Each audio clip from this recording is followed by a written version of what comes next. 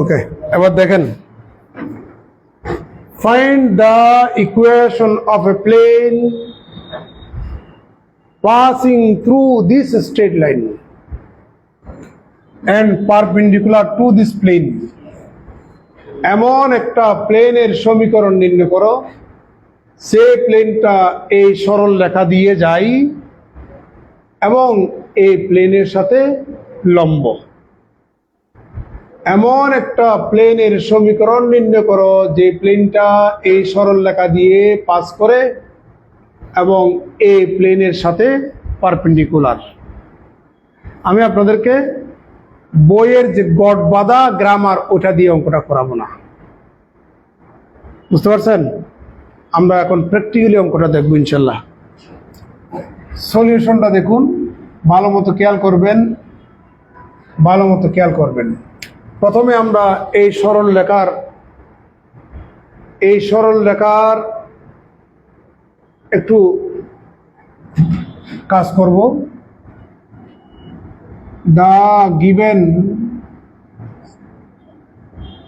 straight line is twice x is equal to 3y is equal to 4z. আপনি তিন পক্ষকেই 12 দিয়া ভাগ দেন, কারণ 2, 3, 4 এর লসাগু কত? 12 দিয়া ভাগ দেন। তাহলে 2x divided by 12 equal to 3y divided by 12 equal to 4z divided by 12, that is x divided by কত? 6। 3 3 কাটলে y by 4, তাহলে y minus 0 divided by কত? 4। 4 4 কাটলে z divided by 3, তাহলে z minus 0 divided by কত বলেন? 3। তাহলে অর্থাৎ আমরা সরল রেখার ইকুয়েশনটাকে সিমেট্রিক্যাল ফরম্যাটে সাজিয়ে নিলাম। এটা এমন একটা সরল রেখা যে সরল রেখাটা 0 0 0 বিন্দু দিয়ে যায়, যার ডাইরেকশন রেশিউস 6 4 3। রেশিউস কেন? এগুলোর ডাইরেকশন কোসাইন্স হতে পারতো না? ডাইরেকশন রেশিউস এই কারণে, যদি ডাইরেকশন কোসাইন্স হতো তাহলে তাদের বর্গ করার পর যোগ করলে 1 হতো। তাহলে এদেরকে বর্গ করার পর যোগ করলে যেহেতু 1 হবে না, নিঃসন্দেহে 6 4 3 এর ডাইরেকশন কোসাইন্স না। তাহলে আমরা লিখব which passes through the point 0 0 0 and direction ratios 6 4 3। ভাই কারো কোনো আপত্তি আছে? বললো যে find the equation of a plane, এমন একটা প্লেনের সমীকরণ নির্ণয় করো, which passes through this straight line, এই স্ট্রেট লাইন দিয়ে যায়। তাহলে দেখো, এটাই হচ্ছে আমাদের সে স্ট্রেট লাইন। মনে করলাম এটা হচ্ছে আমাদের সে স্ট্রেট লাইনটি। এটা কি যেন? প্লেন। এই কালো কলমটা যদি আমি এই প্লেনের উপরে যদি এভাবে রেখে দিই, তাহলে এই কালো কলমটা প্লেনের উপরে লাই করে না, অবস্থান করে না, সম্পূর্ণভাবে অবস্থান করে না। তার মানে আমি কি এখন বলতে পারি না আমার এই প্লেনটা এই সরল রেখা দিয়ে যায়? কথা বলেন না কেন? তাহলে কোন একটা সরল রেখা কোন একটা প্লেনের উপরে সম্পূর্ণভাবে যদি লাই করে, সম্পূর্ণভাবে, তাহলে ওই প্লেনটা এই সরল রেখা দিয়ে যায়, ওইরকম বলা হবে। আমার কথা বুঝে আসছে কিনা? তাহলে যেহেতু প্রশ্ন বলেছে যে প্লেনটার সমীকরণ আমরা নির্ণয় করতে যাচ্ছি, ওই প্লেনটা এই সরল রেখা দিয়ে যায় তথা 1 নম্বর সরল রেখা দিয়ে যায়, তাহলে আমার এই সরল রেখাটা টোটাল প্লেনের উপরে কি করবে? অবস্থান করবে। আমি কি বুঝাতে পারছি? কথা বলেন না কেন? আচ্ছা, আমার 1 নম্বর সরল রেখাটা কোন বিন্দু দিয়ে যায়? আমার 0 0 0 বিন্দু দিয়ে যায়। আমার 1 নম্বর সরল রেখাটার ডাইরেকশন রেশিওস কি? 6 4 3। তাহলে খেয়াল করো, আমার এই পয়েন্টটা কোন সরল রেখার উপরে? 1 নম্বর সরল রেখার উপরে। কারণ 1 নম্বর সরল রেখায় তো 0 0 0 বিন্দু দিয়ে যায়। তাহলে আমার এই পয়েন্টটা 1 নম্বর সরল রেখার উপরে। তাহলে 1 নম্বর সরল রেখাটা যদি পুরোটাই প্লেনের উপরে যদি হয়, তাহলে ওই পয়েন্টটা শুধু সরল রেখার উপরে কেন, প্লেনটার উপরেও তো অবস্থান করবে। আমি কি বুঝাতে পারছি কিনা? আবার দেখুন, আমার এদিকে তাকাও ভাই, এদিকে তাকাও, এদিকে তাকাও, এদিকে তাকাইতে হবে। বুঝতে পারছেন? এখানে তাকাইতে হবে। আমি এখানে কষ্ট করে পড়াচ্ছি আপনাদেরকে শেখানোর জন্য। আর যদি মনে করেন যে না, আপনার এত কিছু দরকার নেই, তাহলে 150 টাকা কোর্স ফি আছে, 120 টাকা কোর্স ফি আছে। ওদিন এক স্যারে বলতো যে 70 টাকা দিয়ে নাকি কোর্স করাই। আমার কথা বুঝে আসছে?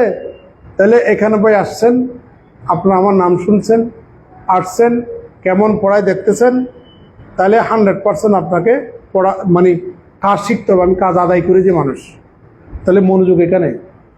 এটা হচ্ছে আমাদের সেই প্লেনটা, এটা হচ্ছে আমাদের 1 নম্বর সরল রেখাটা। আমার 1 নম্বর সরল রেখাটা মনে করো এই বিন্দু দিয়ে যায়, এখানে একটা বিন্দু আছে। তাহলে এই সরল রেখাটা যদি এই প্লেনের উপর অবস্থান করে, তাহলে এই বিন্দুটা সরল রেখার উপর অবস্থান করছে, সরল রেখাটা প্লেনের উপর অবস্থান করছে, তাহলে বিন্দুটা অটোমেটিক্যালি প্লেনের উপর অবস্থান করছে না? তাহলে আমি কি দাবি করতে পারি না আমার এই নির্ণয়ে প্লেনটা এখন 0 0 0 বিন্দু দিয়ে যায়?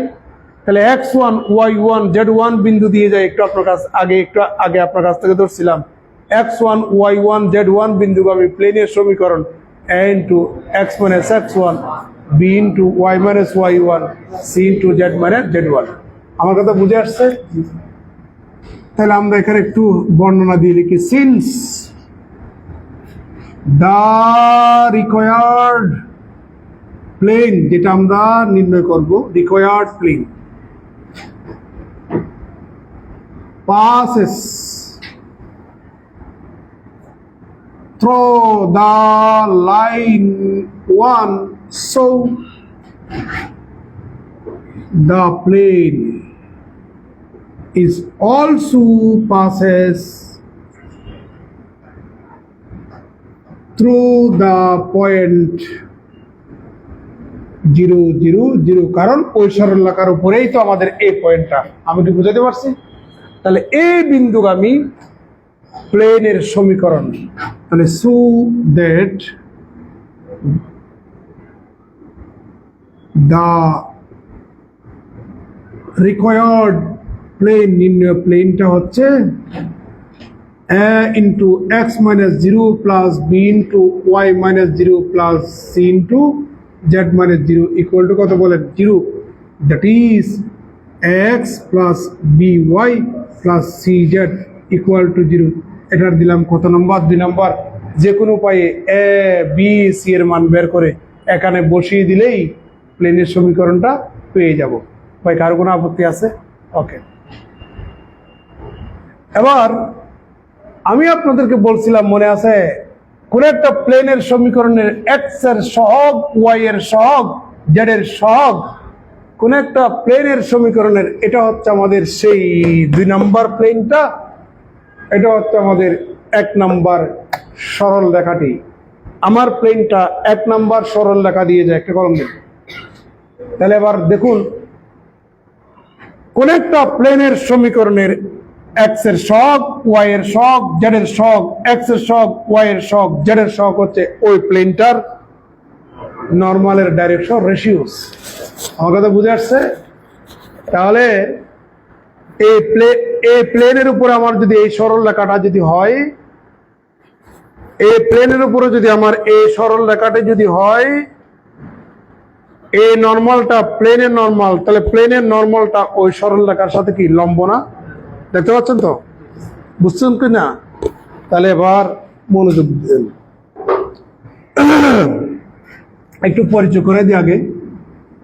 হোয়ার A B C are the direction ratios of the normal to the plane two. কোন একটা প্লেনের সমীকরণের এক্স এর সহগ, ওয়াই এর সহগ, জেড এর সহগ এ বি সি হচ্ছে ওই প্লেনটার নর্মালের ডাইরেকশন রেশিওস। ভাই কারো কোনো আপত্তি? এবার এবার এটা হচ্ছে আমাদের সেই নর্মাল। তাহলে এই নর্মালের ডাইরেকশন রেশিওস কি? কথা বলেন। এ বি সি। এই প্লেনটার নর্মালের ডাইরেকশন রেশিওস কি? এ বি সি। আমি কি বুঝাতে পারছি? আবার এই সরলরেখার ডাইরেকশন রেশিওস কি? 6 4 3 6 4 3। তাহলে ওই সরলরেখা এবং এই ডাইরেকশন, এই নর্মালটা একটার উপর লম্ব না? মনে আছে? একটু আগে বলছিলাম দুইটা সরলরেখার ডাইরেকশন রেশিও যদি জানা থাকে, ওই দুইটা সরলরেখা প্যারালাল হওয়ার শর্ত হচ্ছে a1 divided by a2 equal to b1 divide by b2 equal to c1 divide by c2। আর দুটা সরলরেখার একটা আরেকটার উপর যদি লম্ব হয়, উভয় সরলরেখার ডাইরেকশন রেশিওস মনে করে a1 b1 c1। এই সরলরেখাটার ডাইরেকশন রেশিওস মনে করেন a2 b2 c2। দুইটা সরলরেখার ডাইরেকশন রেশিওস যদি আপনার জানা থাকে, ওই দুটা সরলরেখা লম্ব শর্ত হচ্ছে জাস্ট তাদের গুণফল এর যোগফল a1 a2 plus b1 b2 plus c1 c2 equal to কত বলেন? 0।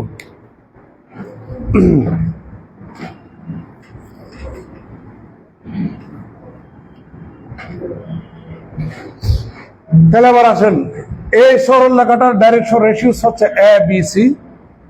এই সরলরেখাটার ডাইরেকশন রেশিওস হচ্ছে 6 4 3। তাহলে একটার উপর লম্ব, তার লম্ব হওয়ার শর্ত হচ্ছে a1 a2 plus b1 b2 plus c1 c2। এখানে সে কথাটা একটু আমরা উল্লেখ করব। তাহলে here the normal is perpendicular to the line which lies on the plane 2। তাহলে যে সরলরেখাটা প্লেন 2 তে লাই করে অবস্থান করে, তার মানে প্রদত্ত সরলরেখা 1 আর কি 1 1। তাহলে সেই সরলরেখার সাথে নরমালটা কি? লম্ব। তাহলে সুতরাং লম্ব হওয়ার শর্ত বলেন a1 a2 plus b1 b2 plus c1 c2, তার মানে 6a plus 4b plus 3c equal to 0। তাহলে 6a plus 4b plus 3c equal to কত বলেন? 0। ভাই আমি কি বুঝাতে পারছি? হ্যাঁ বুঝাতে পারছি? এটার আমরা বড় হাতের 1 নম্বর দেব। এবার আমাদের আরেকটা কথা বলেছে, প্লেনটা, তার মানে এটাই তো নির্ণয় প্লেন, নির্ণয় প্লেনটা এই প্লেনের সাথে কি? লম্ব। তাহলে এই প্লেনটা মানে এই প্লেনের সাথে কি? লম্ব। এটা হচ্ছে আমাদের ওই যে ওই প্লেনটা আর যেটা প্রশ্নের মধ্যে দেয়া আছে। কেন এটা আমরা নিই, কি লিখবো বলো? পুরো মরা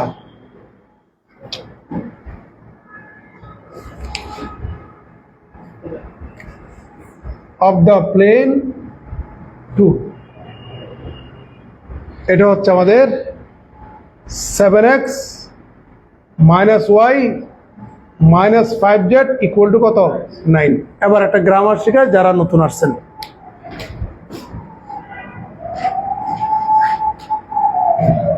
ভিডিওতে এটা স্পষ্ট, তাই না? এটা হচ্ছে আমাদের এই প্লেনটার কথা বলছি যে বোঝানোর সুবিধার জন্য। এবার যারা নতুন আসছেন তারা একটু দেখুন। ধরে নেন এটা একটা প্লেন, এটা একটা প্লেন। এই প্লেনের সমীকরণ মনে করলাম a1 x plus b1 y plus c1 z plus d1 equal to 0। এই প্লেনের সমীকরণ a2 x plus b2 y plus c2 z plus d2 equal to 0। আপনারা সবাই জানেন কোন একটা প্লেনের x এর সহগ, y এর সহগ, z এর সহগ হচ্ছে ওই প্লেনটার যে নরমাল, তার ডাইরেকশন রেশিওস। তার ডাইরেকশন রেশিওস, তার মানে A1 B1 C1। ঠিক একইভাবে এই প্লেনটার যে নর্মাল, তার ডাইরেকশন রেশিওস হচ্ছে বলেন A2 B2 C2। আমরা ওই রুমে বলছিলাম আপনাদেরকে দুটা প্লেন যদি লম্ব হয় তাহলে তাদের নর্মাল গুলো কি হয়, লম্ব হয়, তাই না ভাই? তাহলে দুটা নর্মাল গুলা কিন্তু এক একটা সরল রেখা, তাহলে দুটা সরল রেখার ডাইরেকশন রেশিও যদি আপনার জানা থাকে, এখানে গ্রামারটা বলছিলাম, এটা একটা সরল রেখা, এটা একটা সরল রেখা, একটা উপর লম্ব, দুটা সরল রেখার ডাইরেকশন রেশিও যদি আপনার জানা থাকে, ও দুটা সরল রেখা লম্ব শর্ত হচ্ছে A1 A2 plus B1 B2 plus C1 C2 = 0। ঠিক একইভাবে এখানেও দুটা প্লেন যদি পারপেন্ডিকুলার হয় তাদের নর্মাল গুলো পারপেন্ডিকুলার হবে, তাহলে উভয় নর্মাল এর ডাইরেকশন রেশিও যদি আপনার জানা থাকে, লম্ব হওয়ার শর্ত থেকে আমরা পাই, বলে যান A1 A2 plus B1 B2 plus C1 C2 = 0। এবার আমরা অত ডিটেলস আর যাচ্ছি না, এখন আমরা শর্টকাট মেথডে চলে আসি। দুটা প্লেন যদি পারপেন্ডিকুলার হয়, তাহলে ওই দুটা প্লেনের সমীকরণের এক্স এর সহগের গুণফল যোগ ওয়াই এর সহগের গুণফল যোগ জেড এর সহগের গুণফল = কত, 0। শর্টকাট নিয়মে সেটা এভাবে করলে তো ডিটেলস হয়ে যায়, আসলে আসো তো এইভাবে, কিন্তু শর্টকাট মেথডে যেটা বলছি। তো আমার প্রশ্ন বলেছে আমাদের নির্ণয় প্লেনটা এই প্লেনের সাথে কি পারপেন্ডিকুলার, তাহলে আমার নির্ণয় প্লেন কোনটা, দুই নাম্বারটা। তাহলে দুই নাম্বারটা যদি এটার সাথে লম্ব হয়, একটু আগে লম্ব হওয়ার শর্ত এক্স এর সহগের গুণফল যোগ ওয়াই এর সহগের গুণফল যোগ জেড এর সহগের গুণফল = 0। সিন্স যেহেতু the plane 2 is perpendicular to the plane 7x minus y minus 5z = 9, so দুটা প্লেন পারপেন্ডিকুলার হওয়ার শর্ত হচ্ছে এক্স এর সহগের গুণফল যোগ ওয়াই এর সহগের গুণফল যোগ জেড এর সহগের গুণফল = কত বলেন, 0। এটার দিলাম কত নাম্বার, 2 নাম্বার। ভাই কার কোনো আপত্তি আছে? বলেন। হ্যাঁ, ও এটা দিন। এখন আমরা এটা সমাধান করব বাই সলভিং 1 and 2 থেকে আমরা পাচ্ছি A divided by B divided by C divided by এটা বাদ, -20 প্লাস 3 এটা বাদ, 3 × 7 = 21 প্লাস 30 এটা বাদ, তাহলে কত পাচ্ছি, -6 -28। ঠিক আছে ভাই, ক্যালকুলেশন ঠিক আছে তো? তাহলে এখানে পাচ্ছি A divided by -17, B divided by 51, C divided by -34, তাহলে আমরা পাচ্ছি A divided by 1 = B divided by -3 = C divided by কত, 2 is equal to K is not equal to 0। এটা লেখার দরকার না, চাইলে লিখতে পারেন, না লিখলে কোনো সমস্যা নাই। আপনি সরাসরি A = 1 B = -3 C = 2 এখানে বসাই দিলে হয়ে যাবে। তাহলে এখানে আপনি চাইলে এভাবেও লিখতে পারবেন, বুঝতে পারছেন? তাহলে সুতরাং A = K, B = -3 C = কত, 2K। আমি আমার বইতে আরেকটা মেথডও করছি, আপনি আচ্ছা ওই মেথডও দেখাবো, আপনাদেরকে অসুবিধা নেই। A B C এর মান কোথায় বসাবো, 2 নম্বরে বসাবো, নিচে লিখলে দেখা যাবে। হ্যাঁ, আমরা 2 নম্বরে বসাবো, কেমন, 2 নম্বরে বসাবো। তাহলে kx -3, ওই এখানে 3k হবে তো, তাহলে -3k y plus 2k z = 0। যেহেতু k is not equal to 0, k দিয়ে ভাগ দেন, তাহলে পাবেন আপনি x -3y plus 2z = 0। যেহেতু k is not equal to 0, which is the required plane?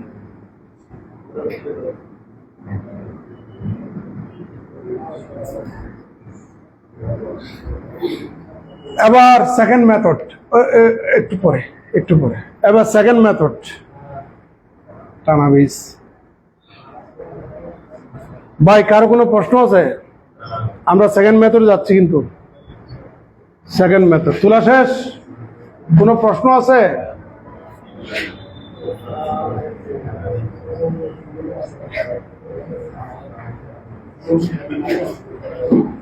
কোনো প্রশ্ন আছে আপা? ভাই আপনারা যারা নতুন আসছেন প্রশ্ন আছে কিনা?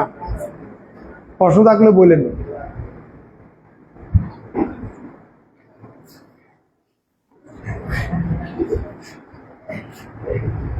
তোমাদেরকে বকা দিলে আমার খারাপ লাগে, বুঝছো? তোমরা তো ট্যালেন্ট। আমি বিশ্বাস করি তোমরা যদি ভালো রেজাল্ট করতে না পারো, বাংলাদেশে কেউ ভালো রেজাল্ট করতে পারবে না। আপনাদের বুঝছো কিনা? তোমরা কথা বললে খারাপ লাগে। নিজের সন্তান যদি পড়াশোনা না করে খারাপ লাগে। নিজের স্টুডেন্ট গুলা সন্তানের মতো, তোমাদেরকে তো ভাই ডাকি, নিজের ভাইয়ের মতো। তোমরা যদি ডিস্টার্ব করো, আমার পড়ানোর মধ্যে যদি কোনো কৃত্রিমতা থাকে তাহলে তোমরা আমাকে বলবা। আমার পড়ানোর মধ্যে যদি কোনো কৃত্রিমতা না থাকে তাহলে তোমাদেরকে 100% মনোযোগের সহিত পড়তে হবে। আমি গড় নিয়মিত পড়াচ্ছি, গড় নিয়মিত পড়াচ্ছি না ভাই। সেকেন্ড মেথড,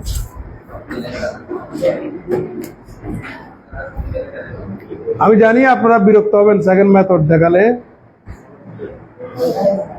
উপায় নাই ভাই, আমাকে শিখাতে হবে আপনাদেরকে। নাহলে বাইরে আছে 150 টাকা করছি, ওইরকম আছে। আমার এখানে ভাই পড়তে হবে। তাহলে সেকেন্ড মেথড দেখাচ্ছি ভাই, সেকেন্ড মেথড দেখাচ্ছি। আমরা এটা মুছে দিই। সেকেন্ড মেথডে আপনাকে একটু পর্যন্ত আসতে হবে। সেকেন্ড মেথডে আপনাকে একটু পর্যন্ত আসতে হবে। এটা হচ্ছে সেকেন্ড মেথড। একটু পর্যন্ত আসছেন তো? আসার পর আমার টার্গেট কি? এটাই তো আমাদের নির্ণয় প্লেন। আমার টার্গেট হচ্ছে এ বি সি এর মান বের করে এখানে বসিয়ে দেওয়া। তো একটু আগে যেটা করেছিলাম, এই দুইটার সমাধান করে এ বি সি এর মান বের করে এখানে বসিয়ে দিয়েছি, ইকুয়েশনটা পেয়ে গেলাম। এখন আমি ওই লম্বা কাজটা এট এ টাইম করতে চাই, সিমালটানাসলি করতে চাই, একসাথে করতে চাই, যুগপৎভাবে করতে চাই। তার মানে আমি 2 নম্বর সমীকরণ, 1 নম্বর এবং 2 নম্বর রিলেশন থেকে এ বি সি ইলিমিনেট করব। বুঝতে পারছেন?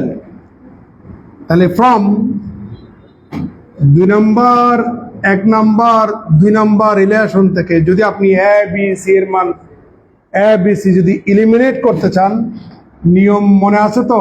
একটা নির্ণায়ক ইকুয়াল টু 0। প্রথম রুতে এর সহগগুলা বসাবেন। তাহলে এর সহগ এখানে x, এর সহগ 6, এর সহগ 7। দ্বিতীয় কলামে বসাবেন b এর সহগ, তাহলে y, আর এখানে পাচ্ছেন 4 - 1। তৃতীয় কলামে c এর সহগ z, আর এখানে 3, এখানে -5। এক্সপান্ড করুন, বিস্তার করুন, দেখবেন চলে আসবে।